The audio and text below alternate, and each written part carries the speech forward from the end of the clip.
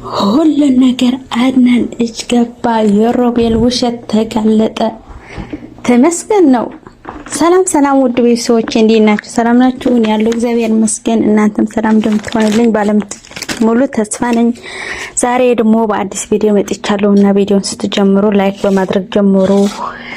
አዲስ የሆናችሁ ደግሞ ሰብስክራይብ ያደርጋችሁ ቤተሰብ ሁኑ ማለት ነው። ቤተሰብ የሆናችሁ ላይክ ሼር አድርጉ።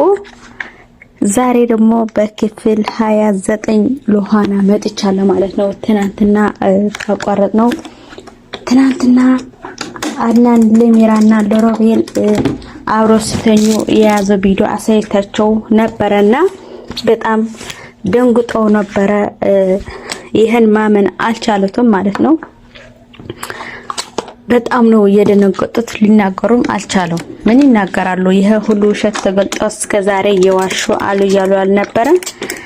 ዛሬ ግን በቃ ውሸት ይበቃልና እዚህ ጋር ማስረጃ ሊያዝ ብሎ አድናን ደግሞ ማስረጃ ያዘ ማለት ነው። ሁሉ ነገር ውሸታቸውን በቪዲዮ አሳያቸው። በጣም አፈሩ፣ አንገታቸው ደፉ። ምን ያወራሉ? ከዚህ በላይ ምንም የሚያወሩት ነገር የለም። ራስ ለራሳቸው እየተጣሉ ማን ነው እቺ ሉሃና ነው ያደረገችው ወይ ማን ነው ያደረገው? ይሄ ከዚህ በፊት ሳትቀድመን እንግደላት ስለ አንተ ደግሞ እንቢ ብለ ይኸው ተጫወተችብን ብላ ስትለው አንቺ የኔ ሉሃና እንደዚህ አታርጊም እሷ ላይ ክፉ ስትናገር እንዳልሰማ ስላት ሜራ ደግሞ በጣም ተናዳለች ማለት ነው። እንዴ ለሉሃና ነው እንደዚህ እየሆንኩላት ያለው? በጣም ነው የምትገረው። እሷ እንዳንቺ ክፉ ሴት አይደለችም። እንደዚህ አይነት ስራ አትሰራም። እንደዚህ አይነት ጨካና አይደለችም ማለት ነው። የዋህ መሆኗን አወቃት ማለት ነው። እውነት ነው። ሉሃና በጣም ብልጥና ጎበዝ ሴት ናት።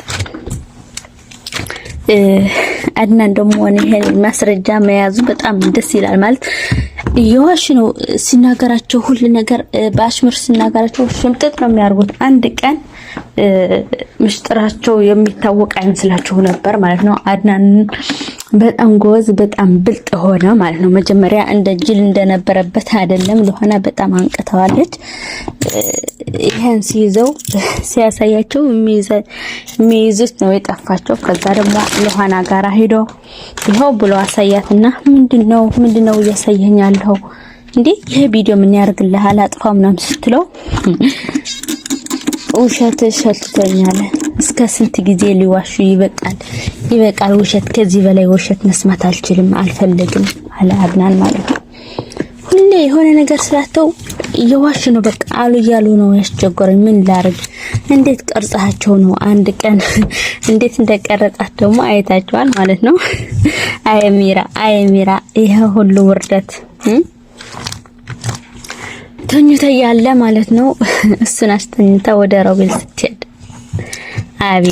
አቤት የሚራ ግፍ እኮ ነው። የሁሉ የሰራችው ግፍ ትከፍለዋለች ማለት ነው።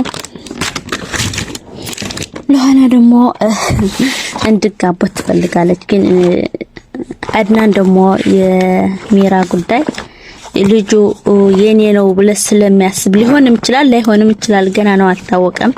ሮቤል አልወልድም እኔ መውለድ አልችልም ብሎ ስለነገረው አይወልድም ብሎ ነው ያስበው። ግን ውሸት ነው የሚሆነው። አሁንም ራሱ እየዋሸው ነው የሚሆነው፣ ውሸት ነውና በቃ የሉሃና ያላንተ እኔ መኖር አልችልም፣ በቃ የሆነ ነገር እንድታርግ ፈልጋለሁ አለችውና አይዞህ ችግር የለውም እኔም ያላንቺ መኖር አልችልም፣ እንጋባለን፣ ቆንጆ የሆነ ህይወት እንኖራለን፣ ቆንጆ የምንፈልገው ህይወት እንኖራለን።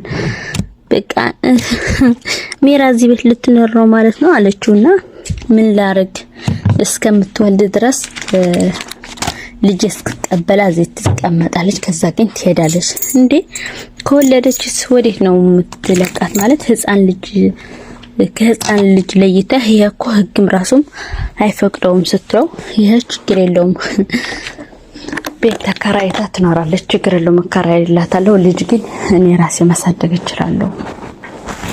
ይሄ እኮ ጥሩ አይደለም ማለት ህፃን ልጅ ትታል እንድትሄድ በጣም ከባድ ነው። ቤተሰብ አስባችኋል?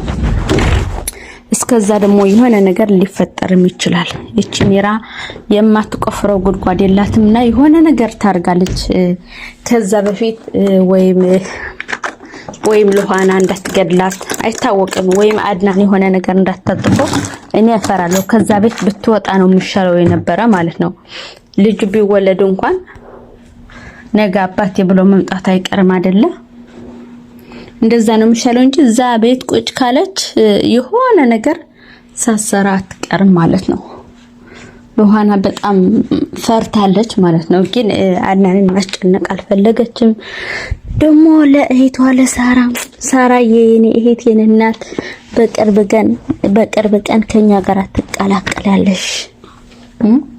ያን ይሄን ደስታ ብታይልኝ በጣም ደስተኛ ያውም ከምታከብሩ ሰው ጋር ሆኜ በጣም ትደሰች ነበር ብላ እንትን እያለች ነው እሷ ምስኪን።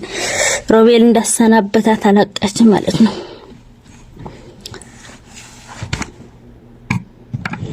ሚራ በጣም በቃ